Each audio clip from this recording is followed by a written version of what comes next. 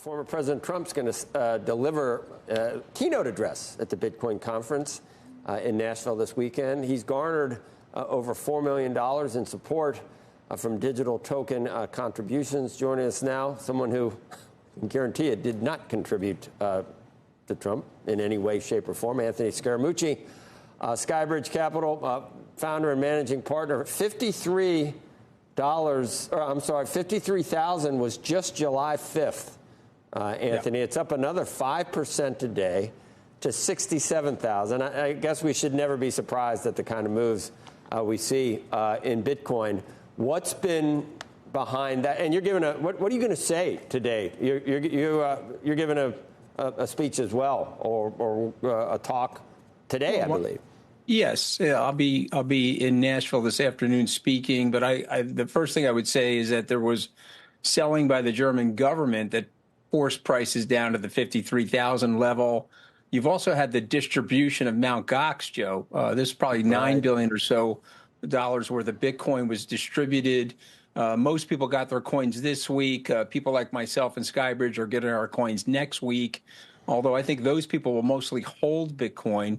But I think the message here is that we need to make Bitcoin and the regulation around blockchain and cryptocurrency bipartisan. And so Mark Cuban, myself, Michael Novogratz, we were down in Washington a few weeks ago speaking with officials at the White House, explaining the danger of the Gary Gensler, Elizabeth Warren anti-crypto approach. And so hopefully that message is getting through. We almost had Vice President Harris at the Bitcoin conference.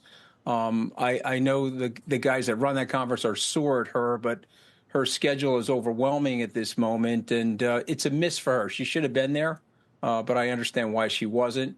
But I think by and large, if we can get the regulatory policy, Joe, around Bitcoin and crypto assets in sync, I think you've got a bull market next year coming for these assets. We've been talking about that earlier. We know so little about what the vice president might do. There's a piece in the Journal today that says, yes, the cult of Vice President Kamala Harris is already there, but nobody in the cult really has any idea what they believe in at this point, because we don't know. Do you think if she did win, you don't think she'd go the Elizabeth Warren, Gary Gensler route with Bitcoin? Or we don't know? Well, okay, so I don't want to overspeak on this, but we have been in discussions with the Biden administration and people close to the vice president.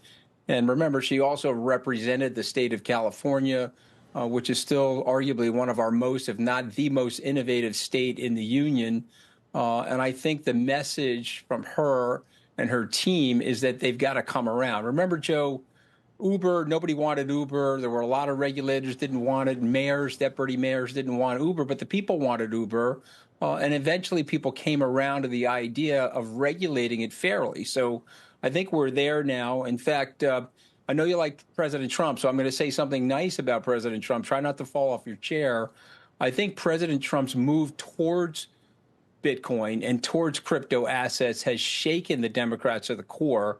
And I think very smart, younger Democrats are recognizing that they're way off base with their positions. They're way off base with these SEC lawsuits and regulation by enforcement. And they have to tack now back to the middle. And so I applaud President Trump for that. And Bitcoin has a big tent. And I know he's going to be very well welcomed tomorrow when he gives that speech. Andy, I think I'm trying to figure out who it was. I think it was RFK Jr. that said, obviously, the chances of him winning are slight, but he said he'd match whatever the U.S. Treasury is holding in gold. He'd match it with Bitcoin. How much would that be? He may be the one who said it, but you could see that years from now actually being the case, and that would be a lot. Yeah, so I don't have that calculation off the top of my head, but the U.S. government currently owns about $12 billion worth of Bitcoin at these market prices. I'm sure gold is exponentially larger than that. But what I think Bobby Kennedy is saying, which I like, and which I have been saying for the last 4 years, is that Bitcoin is actually an asset class. And so if you step out and think about it as an asset class and you compare it to things like gold, Well, gold has, depending on the markets and current prices, $15 to $17 trillion worth of market value. And Bitcoin is sitting somewhere at 1/10 of that. And so over time, and I think this is one of the big arguments that the ETF holders are making and the people that are pursuing the idea of selling ETFs to individual investors, that this is an asset class. You should own 1% to 2% of it in your portfolio. And over time, it should trade to, if not exceed, the price of gold. Right. What else has been, or in the future, what do you think is going to be the lever or whatever that pushes Bitcoin either? I mean, we still got people on record at over 100,000 in the near future. I think you're there too at some point. Tom Lee, 150,000. How's that going to happen? Does Trump have to win?